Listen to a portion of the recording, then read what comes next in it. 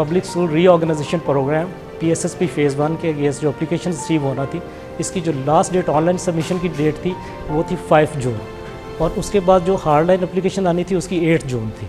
हमारे पास इस time more than 9000 application receive हुई हैं अगेंस्ट ऑल कैटेगरीज। रिसीविंग का सिस्टम ये था कि तमाम एप्लीकेशंस थ्रू कोरियर आनी थी। उसके बाद पेफ का एक अपना डाक सेक्शन है जिसमें ये सारी एप्लीकेशन रिसीव हुई।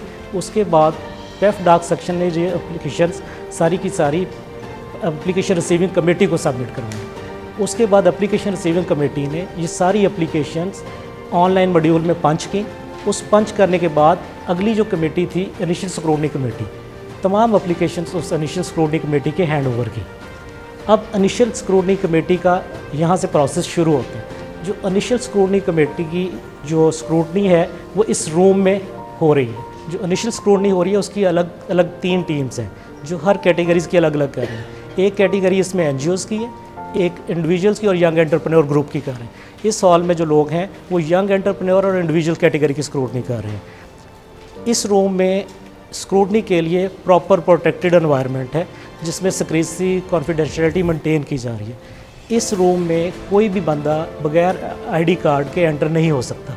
अगर कोई और ऑफिशियल आएगा उसकी प्रॉपर बाहर एंट्री होगी, उस एंट्री के बाद वो इस रूम में आए। स्क्रूटनी ट्रांसपेरेंट हो रही है और मेरिट बेस हो रही है।